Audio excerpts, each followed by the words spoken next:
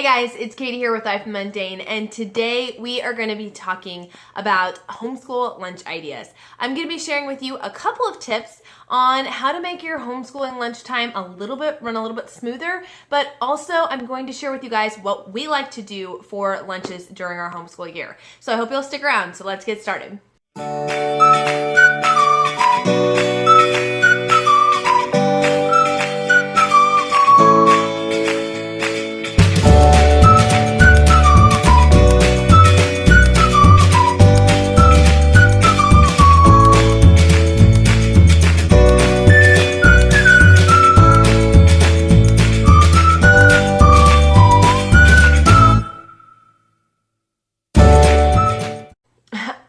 So you have to know, if you're a homeschool mom, that lunchtime can be a very joyous, beautiful, wonderful time together, or more typically it tends to be a little frustrating because you usually just start to get into your groove, into your studies, and then lunchtime rolls around and it kind of interrupts things. But I'm going to share with you guys a few tips that we have found to really help it be a more seamless process. It is not always perfect by any stretch of the imagination, but I want to share with you guys a few things that we have done to make it run smoother. And the first thing is by simplifying the meal plan and sticking to one consistent schedule.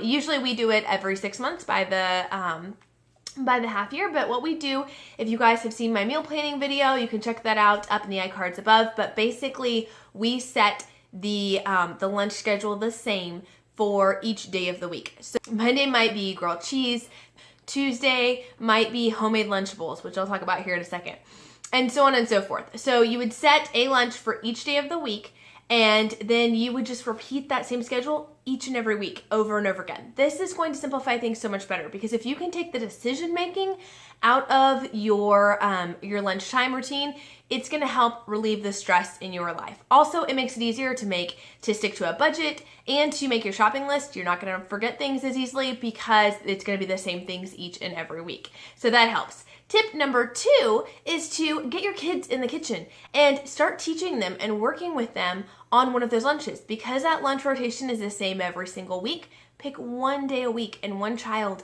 to master that particular lunch item. This is a great way, even if it's just starting with making peanut butter and jelly sandwiches. That's a great way to introduce your kids into the kitchen and give them some ownership. What we do, or what we have been doing, is assigning each kid. We have our younger ones who are assigned a lunch and our boys who are assigned a dinner each week, and they are going through and they are learning that. I'm walking alongside them the first several times that they do it until they've got all the skills they need to do that meal 100% independently. At that point, they might keep it up for a little while. I don't want to frustrate them, but once they have that for a little while, then they'll rotate on to a new meal.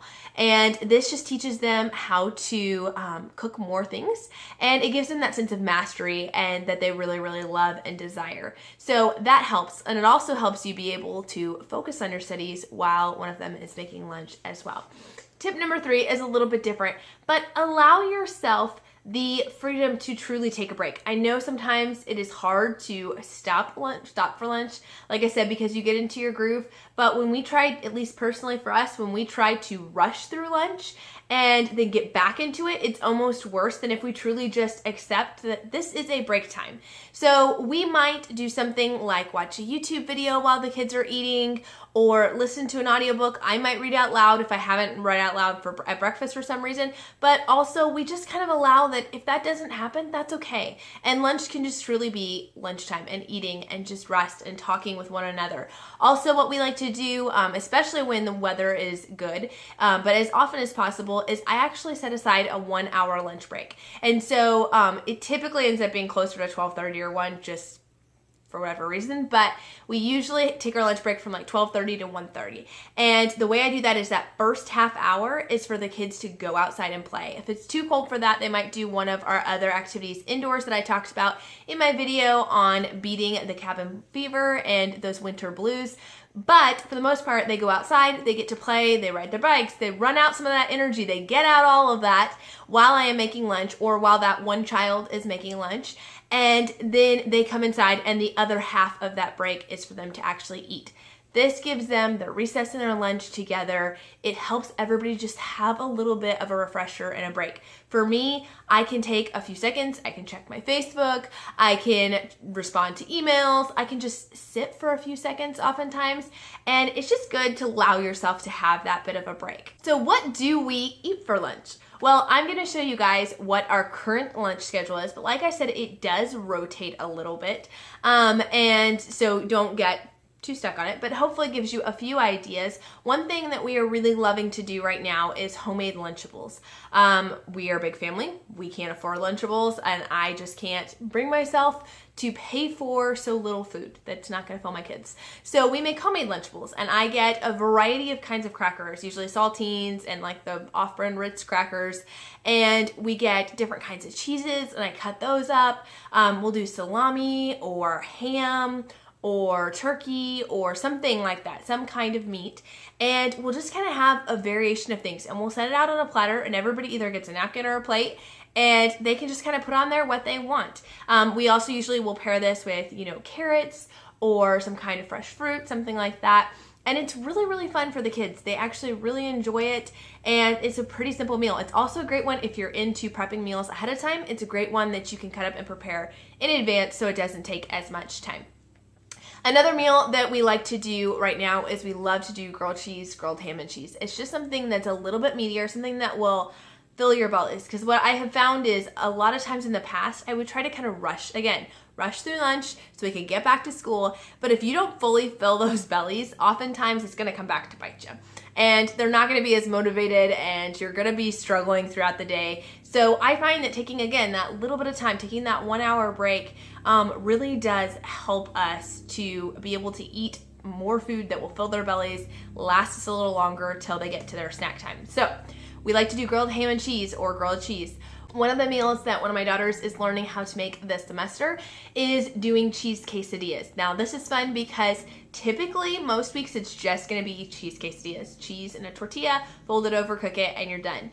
But for some weeks, we will put in taco meat, or if I have shredded chicken left over, we'll put some chicken in there. We can mix it up and change it. So if you're worried about the idea of eating the same thing each week and that getting old, don't worry, you can add variation, but having kind of that core idea will give you a jumping off point versus having to come up with things from scratch every single time.